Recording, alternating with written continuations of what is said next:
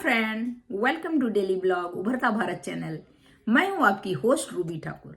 दोस्तों, आप मेरे चैनल पर नए हैं, पुराने हैं या फर्स्ट टाइम आए हैं तो आप मेरे चैनल को लाइक कीजिए, सब्सक्राइब कीजिए, बेल आइकॉन दबाइए, जिससे हमारा चैनल ग्रो करे। आपके सपोर्ट से ही मेरा चैनल ग्रो हो सकता है, क्योंकि मैं कंटेंट जो है बनाती हूँ बड़ा सोच के, जो आप लोग को पसंद आए। तो आप मेरे चैनल को जरूर लाइक कीजिए, सब्सक्राइब कीजिए, ताकि ग्रो हो सके हमारा चैनल। तो आज का टॉपिक है दोस्तों कि मैथिली ठाकुर के पिता और मैथिली ठाकुर के जीवन का संघर्ष क्या था, जो अभी यहाँ तक मैथिली ठाकुर पहुंची। उनके स्टार्ट जो जिंदगी में उनके पिता ने कितना संघर्ष किया मैथिली ठाकुर को इस जगह पहुंचाने में, तो वो जो है वो मैं आपको आज बताऊंगी। एक न्यूज एंकर जो हैं, उन्होंने मैथिली ठाकुर के पिता जो हैं, उनका रमेश ठाकुर है, उनका इंटरव्यू लिया था। तो रमेश ठाकुर के बारे में मैंने पहले बताया था कि वो जॉब ढूंढने के लिए आए थे। सही बात है कि वो एमए तक पढ़े थे। एमए तक पढ़ने के बाद सही बात है, एक तो बिहार से वो बिलोंग करते हैं, मधुबनी से, वो ब्राह्मण फैमिली से हैं। लेकिन उनका गाना बजाना, म्यूजिक में, उनके यहाँ फैमिली में उनके पिताजी भी करते थे, ये भी जानते थे। लेकिन वो गाना बजाना से तो पेट नहीं भरता। बुनियादी है कि उतना बहुत आप सोचिए, नॉर्मल से भी, मीडियम से भी नीचे क्लास के थे। किसी तरह अपना खाना पीना चलता था इनके रमेश ठाकुर जो मैथिली के पिताजी थे, मैथिली ठाकुर के, उन्होंने एमए किया। एमए करके गांव में जॉब नहीं मिला। बिहार में कोई कंपनी नहीं है, इंडस्ट्री नहीं है कि वहां जॉब मिल सकता है। तो उन्होंने सोचा कि दिल्ली आके हम प्रयास करते हैं नौकरी का, क्योंकि बिहार से आप ज्यादातर देखिए लेबर क्लास से लेके सभी दिल्ली भागते हैं। दिल्ली में कहीं न कहीं छोटा मोटा नौकरी करके अपना जीवन यापन करते हैं। नहीं तो बिहार में न खेत है उसके पास, नहीं कुछ है। परिवार का लालन पालन, भोजन भात कैसे चलेगा? तो इसके लिए तो आना ही पड़ेगा नेचुरली। तो ये भी आए। वन रूम में वो ट्यूशन पढ़ा के, स्कूल में किसी तरह पढ़ा के, ट्यूशन आज छूटता था, दूसरे दिन दूसरा पकड़ता था, किसी तरह करके गुजारा। वन रूम में, उसी में किचन था, उसी में खाना बनाना। मैथिली बड़ी लड़की थी। मैथिली के पिताजी रमेश ठाकुर, उनकी माँ मैथिली की माँ, तीनों मिलके गुजारा चलता था। इस तरह करके गुजारा चलता था। और मैथिली को ये लोग 10 साल तक स्कूल नहीं भेजे। पैसा ही नहीं था कि उसका एडमिशन क्या करवाते। तो वो हारमोनियम एक था, गांव से लाए थे, उसी को वो सिखाते रहते थे, मैथिली को सिखाते रहते। उनका एम था, मैं नहीं जो कुछ कर सका, मेरे बच्चे कुछ करें। तब इस दौरान उनको दो भाई उसका हुआ, दोनों भाई। अब उसका खर्चा बढ़ गया। उसके पिताजी संघर्ष करते रहते थे, लेकिन उनको कोई खास हाथ नहीं मिल लगता था। तो मैथिली को उन्होंने इंडियन आइडल में ले गया, राइजिंग, उसमें संगीत वाले में, जो एक ये होता है आपका, टीवी पर चलता है रियलिटी शो, उसमें ले गया। लेकिन उसमें भी 20 तक, टॉप 20 तक आके मैथिली छटा गई। तो इस तरह कर करके मैथिली के पिता का उसको सिखाते रहना कंटिन्यूअस, डेली बचपन से, कि म्यूजिक ही अपना जो है रोजी रोटी बनाएंगे। इस चक्कर में उन्होंने लड़की को परफेक्ट बना दिया। और आज के डेट में मैथिली जो है छा गई है। बिहार का तो नाम रोशन कर ही रही है, साथ में अपने माता पिता का भी नाम रोशन कर रही है। इंडिया में भी मोदी जी से भी मिली, एक शख्सियत बन गई है। अब स्कूल की पढ़ाई भी, उसको स्कूल कॉलेज में भी दाखिला मिल गया। उसका भाई भी अच्छा पढ़ रहा है। भाई भी म्यूजिक में एक तबला बजाता है, एक गाना भी गाता है। दूसरा बात है कि अच्छा घर खरीद ली है, अच्छा लाइफ स्टाइल हो गया है। तो अब जो है, अब रमेश ठाकुर बहुत खुश है। और अब वो बोलते हैं, जो भी हैडल आता है, जो भी मुश्किलें आता है, अपने आप खत्म हो जाता है। सो अब बुरे दिन चले गए, अब अच्छे दिन आ गए। और ये हमारी बेटी है। बचपन में जब पैदा लिया था, सबने बोला बेटी हो गई, लेकिन ये बेटी हमारे जिंदगी को बदल दी। तो इसीलिए बेटी को कोई भी भार ना समझे कोई माता पिता। बेटी जो है लक्ष्मी होती है, आपके यहाँ लक्ष्मी लेके ही आएगी। तो आपकी लक्ष्मी है, लक्ष्मी को इज्जत करें तो आपके यहाँ लक्ष्मी की कभी कमी नहीं होगी।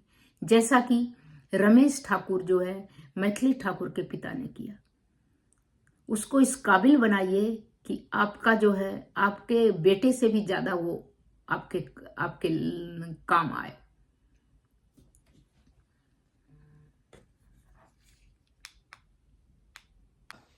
जो एक ख्वाब पालता है, उस ख्वाब के लिए दिन रात एक करता है, खून पसीने बहाता है, पेट काटता है और उस ख्वाब की आखिरकार वो तामीर करता है। और तामीर जो है एक बेटी जो कामयाब होती है, शोहरतमंद होती है, आज की तारीख में उसको हिंदुस्तान जानता है। नाम है मैथिली ठाकुर। रमेश जी मैथिली के पिता हैं। आपका पहले बहुत बहुत स्वागत। जब स्टार होता है बेटा या बेटी, लोग जानने लगते हैं, पहचानने लगते हैं, उसके पीछे लाव लश्कर चलने लगता है। तो पिता शायद दूर से देखता होगा कि वो अपना सफर कितना पूरा कर गया है, उसने अपनी जिंदगी में कितनी धूप देखी है, कितना कुछ सहा है। आप अपनी जिंदगी में इतना जो कुछ भी करते रहे, वो कैसा रहा? हमारा तो बहुत दुख भरी कहानी है, जो एक दिन में तो बोल ही नहीं सकते पूरी बार। मैं बिहार में था, पढ़ रहा था, तो मैं आर्ट से था, तो मैंने एमए कर लिया। नौकरी के लिए ट्राई किया, हुआ नहीं हमको। फिर उसके बाद सोचा जो कुछ नहीं करेंगे तो अब खाएंगे फिर कहाँ से, तो हम भाग के दिल्ली आ गए थे। संगीत हमारे घर में था, तो मैं वहीं घर में सीख रखा था। तो यहाँ करके पढ़ाने लगा। हमारे यहाँ जो है ना, बेटी हो जाता है तो बड़ा खराब मानते हैं। मतलब हर दिन कोई ना कोई कुछ ना कुछ आपको कह देगा कि तो ये बड़ी होगी तो शादी कराना पड़ेगा, पहले तो इसको पूरा खिलाओ पिलाओ, अब शादी होगा तो जितने घर का जो भी कमाए वह सब लेकर चली जाएगी। तो ये सब मैंने, एक तो आप बरसात में भीग रहे हैं, ऊपर से आपको ओला पड़ने लगे तो कैसा लगेगा, वही हालत हमारा था। यहाँ दिल्ली में आकर के ट्यूशन पढ़ाने वाले का क्या हाल होता है तो समझ ही सकते हैं कि ट्यूशन छूटता था, पकड़ते थे, छूट जाता था, किसी भी तरह से घर चल रहा था। ये हम थे, वाइफ थी और ये मैथिली थी। तो किसी तरह से करते करते मैं दिन रात यही सोचता था कि मैं क्या करूं, कैसे इस संकट से उभरूं। मैं एक रूम में रहता था, ये तीनों हम लोग, और उसी में खाना भी खाते थे, बनाते भी उसी में थे। तो ट्यूशन पढ़ा करके आते थे, यही दिन रात यही सोचते रहते थे कि अब मैं आगे क्या करूँगा। तो करते करते जब मैंने देखा कि अब वो कोई रास्ता नहीं मेरे पास, तो मैंने अपना हारमोनियम था मेरे पास, इसको सिखाना शुरू कर दिया।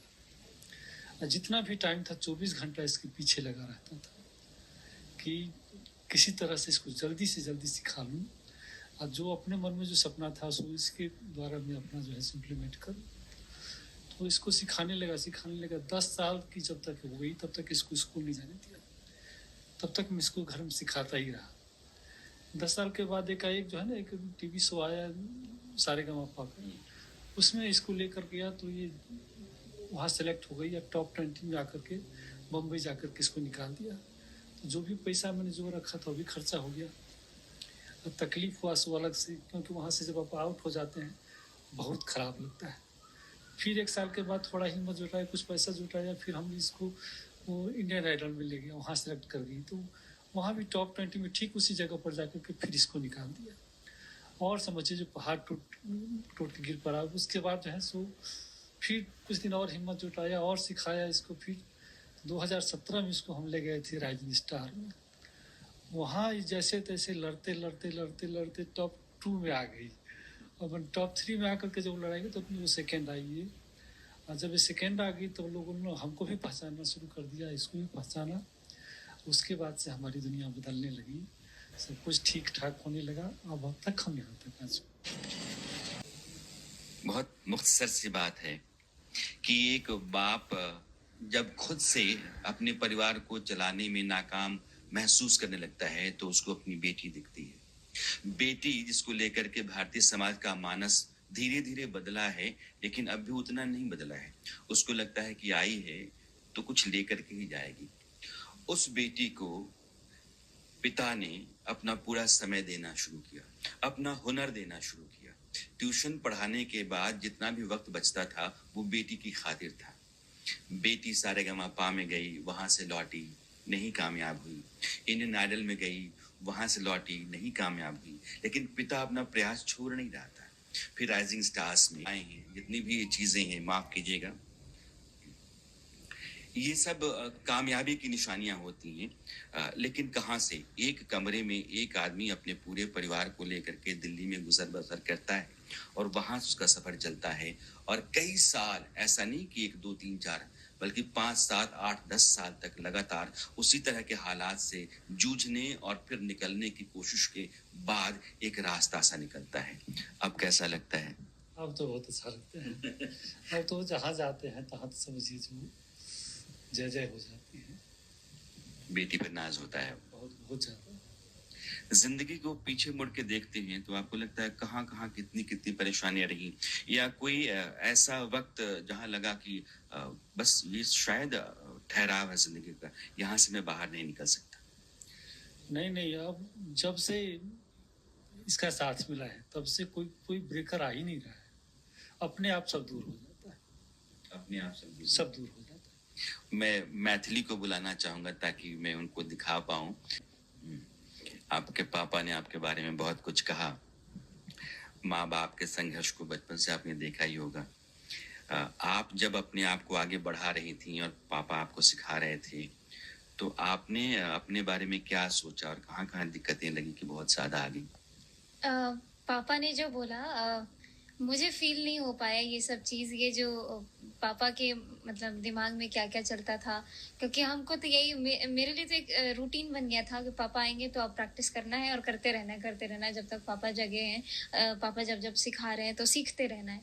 और बस चेंजेस यही कुछ कि उस समय परहेज के नाम पे काफ़ी सारी चीज़ें खाने पीने को, जैसे और बच्चे बोलते हैं ना कि मुझे ये खाना है वो खाना है, लेकिन पापा ये बोलते थे कि ये खा करके तबीयत खराब हो जाएगी, ये हो जाएगा। लेकिन जैसे जैसे सब ठीक होता गया तो परहेज भी धीरे धीरे बंद। जब मन करता है कि अरे पापा आज बाहर का खाने का मन कर रहा है, अभी ये खाने का, तो पापा भी खा लो खा लो खा लो। तो वो धीरे धीरे सभी चीजें ना एकदम से शेप में आना जिसको बोलते हैं, और अपनी मनमानी थोड़ी सी बढ़ जाना। अब हक से बोलते हैं कि अब मुझे ये चाहिए वो चाहिए, तो पापा अरे ये कर दो कर लो कर लो। पिता कितने संघर्षों में रहता है बच्चे को अंदाजा नहीं। सूरज की सारी तपन जो है वो अपने भीतर रख लेता है, नीचे आने नहीं देता है। नीचे औलादें होती हैं, उनको लगता है कि सब कुछ ठीक ठाक ही रहा। मैं चाहूंगा कि यह बात मैं खत्म करूं उससे पहले पापा के लिए आप कुछ गा दो। बिल्कुल, पापा आप जो बोलेंगे वही गाऊंगी। आपको पहले लोगों ने कम सुना होगा, मैं चाहता हूं कि आप गाएं फिर मैथिली गा दें। मैं गाता नहीं। ठीक है, तो मैथिली गाएं। चैती।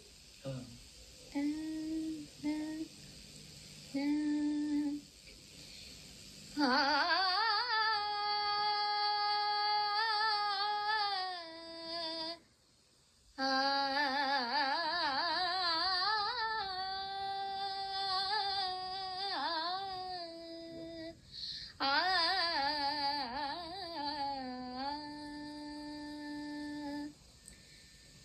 नैहर से केहू नहीं अइले हो रामा,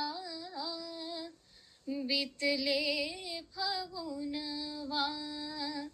नैहर से केहू नहीं अइले हो रामा, बितले फगुनवा।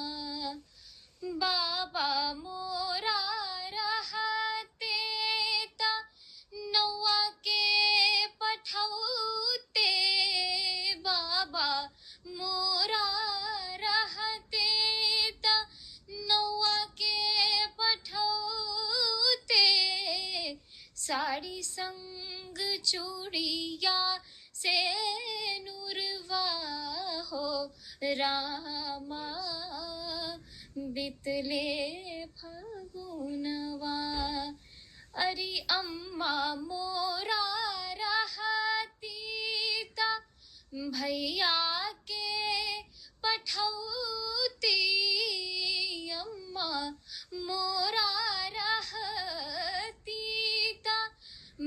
भैया के पठौती, भैया के पठौती, भौजी के कठिन करजवा हो रामा, भौजी के कठिन करजवा हो रामा, बितले फगुनवा नैहर से केहू नहीं अइले हो रामा, बितले फगुनवा। नहीं था हम लोगों को, क्योंकि इसके नाना नानी नहीं थे, तो उस साइड से भी हम लोगों को कोई पूछने वाला, मदद करने वाला नहीं था। बहुत मुश्किल दौर से गुजरे हैं आप, और लेकिन आप बहुत कामयाब पिता हैं आज की तारीख में। मैथिली जो लोकगीत गा रही थी वो उस जमीन की। दोस्तों, अभी मैंने जो कवर किया है मैथिली ठाकुर के पिता का इंटरव्यू एक न्यूज चैनल में, एक न्यूज एंकर ने कवर किया है, उसको मैं लगाऊंगी। इसके बाद आपको जो है मैथिली ठाकुर के पिता का, फिर मैथिली ठाकुर का बात करने का। मैथिली ठाकुर को पूछा गया कि आपको बचपन का कैसा याद, बोला मुझे तो बच्चों को क्या पता, माँ बाप जैसे लाएगा जैसे रखेगा तो उसको तो माँ बाप के साथ है तो अच्छा ही लगेगा। तो उसको कुछ ऐसा नहीं लग रहा था, बट माँ बाप उसके पिता के माथे सर में या माँ के सर में कितना बड़ा जिम्मेदारी था, अब नहीं हो पा रहा था पूरा, क्योंकि दिल्ली जैसा महंगा जगह था। तो इन सब को का जो न्यूज चैनल ने कवर किया उसको मैं लगाऊंगी। और आपको कैसा लगा ये वाला जो इंटरव्यू है मैथिली ठाकुर के पिता का, संघर्ष भरी कहानी, मैथिली ठाकुर तक बनने का, मैथिली ठाकुर का बचपन से अभी तक का जो जर्नी रहा वो कैसा रहा, तो उसके बारे में आप न्यूज चैनल ने इंटरव्यू लिया है। तो कैसा लगा, अच्छा लगा होगा तो मेरे चैनल को आप लाइक कीजिए, सब्सक्राइब कीजिए, बेल आइकॉन दबाइए। इसी तरह इंटरेस्टिंग टॉपिक पर मैं वीडियो लेके आते रहूंगी। तब तक इतना ही। आप मेरे चैनल को लाइक सब्सक्राइब करेंगे तो हमारा चैनल ग्रो करेगा। तो आपके सपोर्ट से ही हमारा चैनल ग्रो कर सकता है दोस्तों। तो तब तक इतना ही, फिर मिलती हूँ अगले कुछ न्यू इंटरेस्टिंग टॉपिक के साथ। तब तक के लिए नमस्कार।